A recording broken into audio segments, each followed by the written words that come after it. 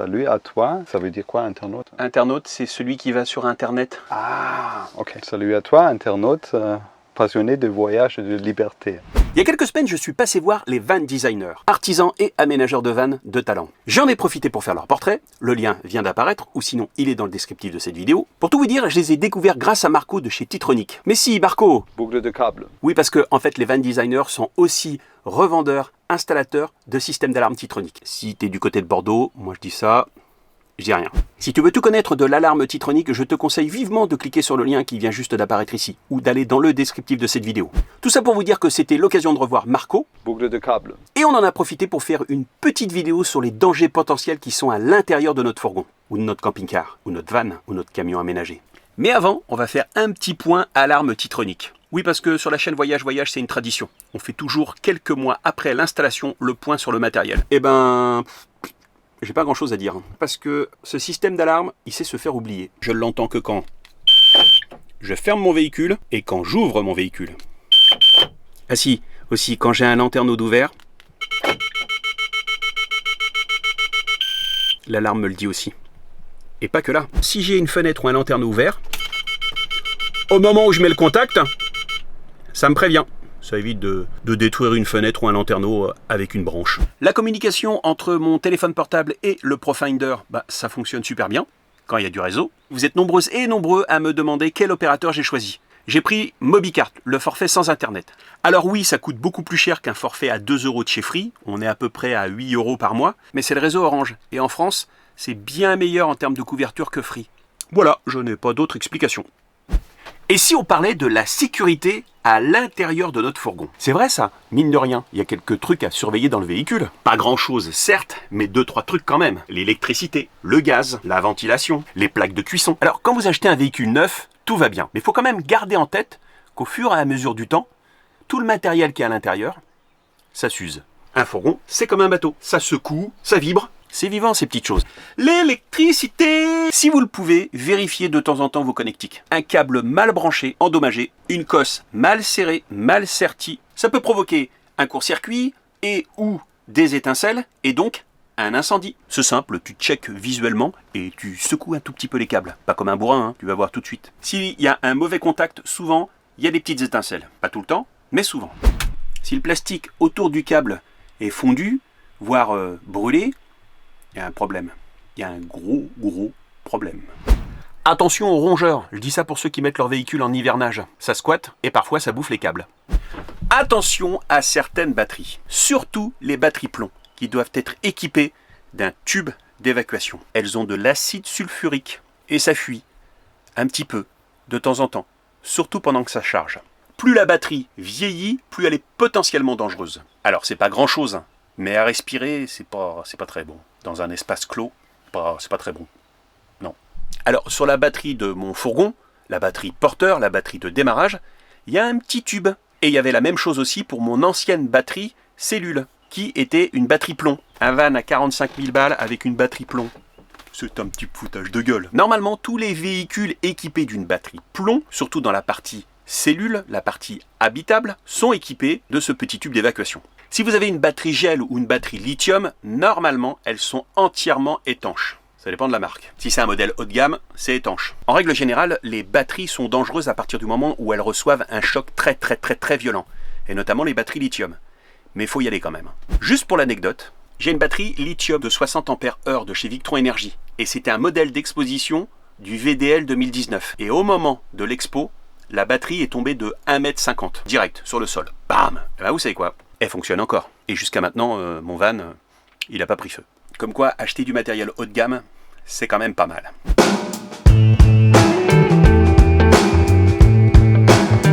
Tu vois ça là? C'est un système de sécurité qui me permet de garder ma bouteille de gaz ouverte en roulant. Si on n'a pas de système comme celui-là, on doit rouler gaz fermé. L'usage du gaz est interdit en roulant pour les véhicules ne disposant pas d'un équipement spécifique.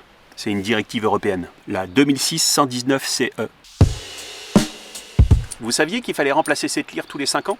À remplacer avant 2021. Bon, ok, j'ai un peu dépassé la date. En fait, mon fourgon, il avait même pas fêté ses 4 ans qu'il fallait déjà la changer. Entre le moment où la lyre a été élaborée avec la date de péremption dessus Et la livraison chez le concessionnaire, il se passe parfois 1 an. Moi je serais toi, peut-être que je vérifierai la date sur ce tuyau. Celle que je viens d'installer dure jusqu'en 2026. Alors c'est pas très grave de dépasser de quelques mois la date de péremption. Mais si tu veux être dans les clous, vaut mieux la changer à temps. Pour ceux qui ont un système Truma, eh ben, ils sont obligés d'acheter la lyre Truma parce que c'est pas standard. Voilà, je n'ai rien d'autre à dire. Alors, puisqu'on parle de gaz et de GPL, j'ai installé il y a quelques mois, en même temps que ma bouteille Alugaz, un transmetteur Bluetooth qui me permet de connaître à distance le niveau de ma bouteille grâce à une application que j'ai installée sur mon téléphone portable ou sur ma tablette. Alors, c'est un peu gadget, mais ça m'évite, surtout l'hiver, d'ouvrir le porte-vélo, les portes arrière, le placard étanche, tout ça pour consulter le niveau de ma bouteille. Bon, on va pas se cacher que je suis un peu mitigé. Ça me donne le niveau de ma bouteille, hein. Ça là-dessus il n'y a pas de problème. C'est plutôt l'application. Je pensais vraiment qu'elle allait me donner une idée précise de ma consommation. Vaguement, mais bof. Ça aurait été bien pratique parce que ça m'aurait donné une idée en fonction de l'utilisation de mon gaz, de mon chauffage et tout, combien de temps j'allais tenir. Mais en fait c'est très approximatif. C'est donc super pratique, mais pas très précis. Si ce système vous intéresse, le lien est dans le descriptif de la vidéo. D'ailleurs, si vous voulez vous acheter un kit GPL, il y a toujours le code promo Voyage chez Shop Évasion. En théorie, il faudrait faire vérifier son installation gaz 1 fois par an. Mais c'est pas obligatoire. Donc il n'y a pas grand monde qui le fait. Vérifier les raccords, est-ce qu'ils sont toujours bien serrés? Au niveau de la plaque de cuisson, le chauffe-eau, le frigo, le chauffage. Il n'y a pas besoin de vérifier tous les raccords avec une clé et de serrer comme un bourrin. Non. Il y a une règle assez simple, si ça sent, c'est qu'il y a un problème. S'il y a une fuite et que vous ne savez pas exactement où elle se trouve, il existe des bombes anti-fuite qu'on achète dans tous les bricots trucs. Si tu penses que c'est à peu près là, t'asperges, et s'il y a une fuite, il y a bulle. C'est tout.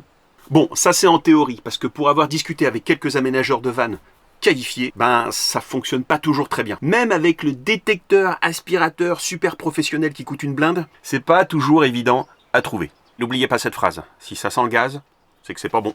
Alors, s'il y a fuite et que vous dormez profondément, il y a les détecteurs de gaz, mais ça, on en reparle plus tard. Ces derniers mois, vous avez été nombreuses et nombreux à m'interpeller sur les réseaux sociaux pour me parler de ces stations Total qui refusaient d'approvisionner en GPL les camping-cars et les fourgons aménagés, et même les camions aménagés. Personnellement, depuis que j'ai mon installation, ça fait 1 an et demi, je m'approvisionne à 80% dans les stations Total. Et jusqu'à maintenant, on ne m'a jamais dit non. Alors, je ne dis pas que ça n'existe pas, je vous donne juste mon expérience de vanlifer qui vit à 100% sur les routes et qui est équipé d'un système GPL. Si vous êtes aux normes, et j'insiste bien sur ce mot, une installation aux normes, avec un remplissage à l'extérieur, entre autres, on n'a pas le droit de vous refuser l'approvisionnement en GPL. On n'a pas le droit. Le refus de vente envers un consommateur est interdit par la disposition de l'article L121-11 du Code de la consommation. Il est interdit le fait de refuser à un consommateur la vente d'un produit ou la prestation d'un service, sauf motif légitime. Je vous ai mis le lien de cet article de loi que j'ai trouvé sur le site du ministère de l'économie, des finances et de la relance. Relancer la France, oui monsieur. Alors c'est vrai que lorsqu'on parle de gaz, on pense très souvent au butane, au propane, au GPL. Mais on oublie très souvent le monoxyde de carbone. Lui c'est un vicieux, lui. Un gros vicieux.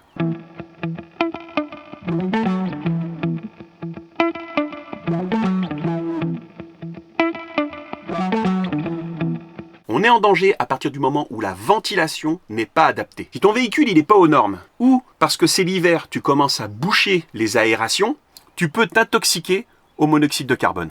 Fenêtres, lanterneaux, même si tu les bouches, t'as pas l'impression qu'il y a de l'aération, et pourtant il y en a. Attention, il y en a qui ont essayé. Ils ont eu des problèmes. Et contrairement au butane, propane, GPL, le monoxyde de carbone, ça sent pas. C'est pour ça que c'est vicieux.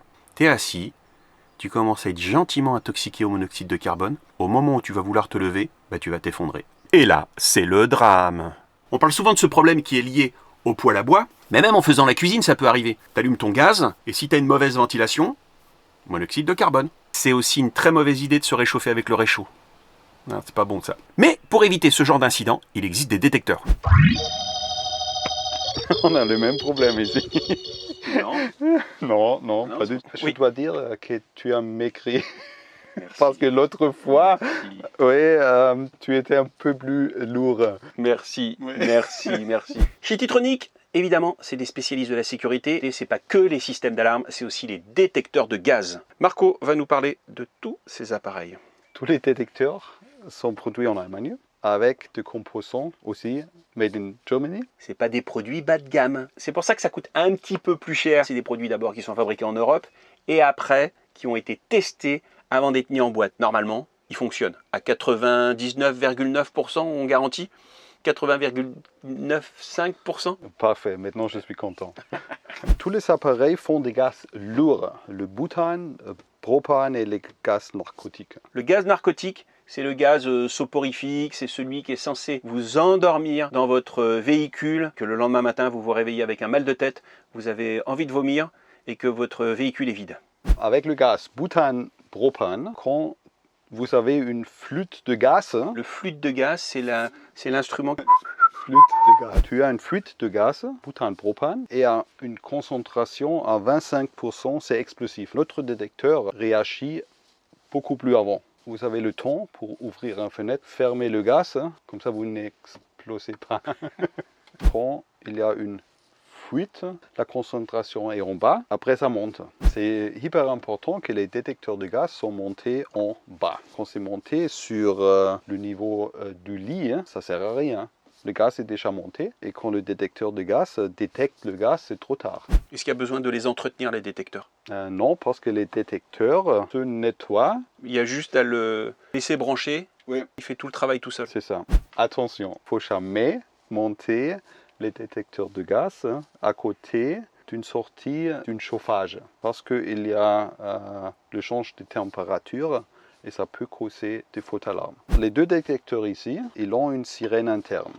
Le gaz Pro 3 a aussi une sirène interne. Ça veut dire que les trois produits peuvent être montés autonomes. Le gaz Pro 3 et les 868 peuvent être connectés avec la Vipro. C'est quoi la différence entre ces deux-là? Il y a la même technologie dedans. Le GBA1 est monté fixe. La gaz plaque peut être montée mobile. Mettre le gaz plaque ici, ça ne sert à rien parce que c'est plus ou moins le même niveau que le lit. Quand la concentration est si haute, tu es déjà mort.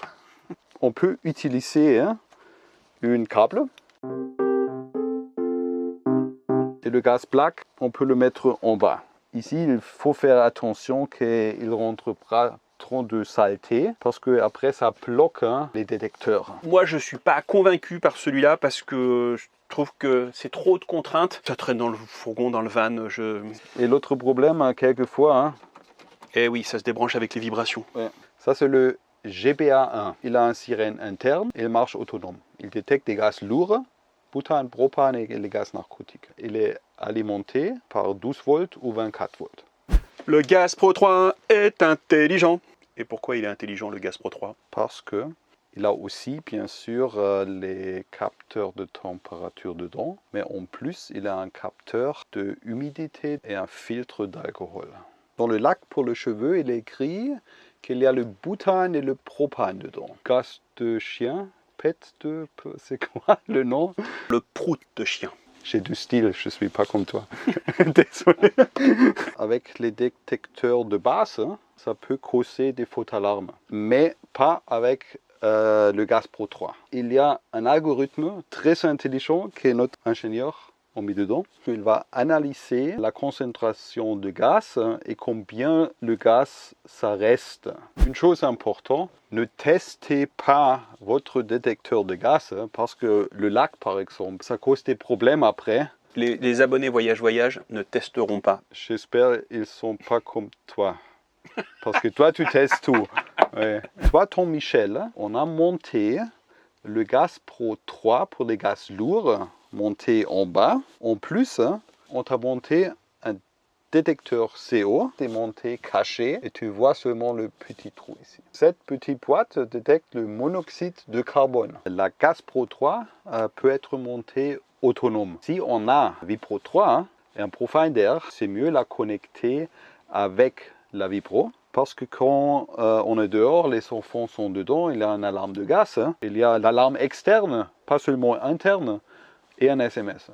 Quand vous avez un camping-car long avec plusieurs pièces, il est nécessaire de monter sur chaque pièce un détecteur de gaz. À la Vipro, on peut connecter jusqu'à 99 détecteurs de gaz pour les très très grands et longs camping-cars. Voilà les amis, si vous voulez avoir plus d'informations sur tout le matériel qu'on vous a présenté, tout est dans le descriptif. Les liens, il y a juste à cliquer et vous allez directement et vous aurez toutes les informations sur ces produits. Si vous avez des questions précises, vous pouvez appeler gratuitement depuis la France chez Titronic où il y a Manu qui vous répondra. Alors, faut-il un ou des détecteurs de gaz dans son fourgon aménagé, dans son van, dans son camping-car ou dans son camion aménagé? J'ai un peu envie de vous dire, c'est vous qui voyez. C'est un peu comme la ceinture de sécurité. On peut rouler sans. Ouais, mais le jour où vous avez un accident, vous êtes bien content d'en avoir une. Moi je dis ça, je dis rien. Voilà les amis, n'oubliez pas de chatouiller les algorithmes, de mettre un petit commentaire, un petit like, et si vous ne l'avez pas encore fait, abonnez-vous à cette chaîne. Allez, à plus, salut, ciao. On appelle Manu? On appelle Manu. Société Titronic, monsieur Simon, bonjour. Salut Manu, ça va? Ah, salut Philippe, ouais, ça va et toi? Tu dormais Manu? Bah non, attends, je bosse moi, tu rigoles ou quoi? Mais tu m'appelles pourquoi? On appelait juste pour savoir si le numéro gratuit depuis la France fonctionnait toujours pour avoir des informations sur les produits Titronic. Ouais, le 0800 90 21 04, toujours, ça fonctionne. Je suis désolé, je te laisse, j'ai des clients qui m'appellent. Salut Philippe. Salut Manu. Il dormait. Il dormait.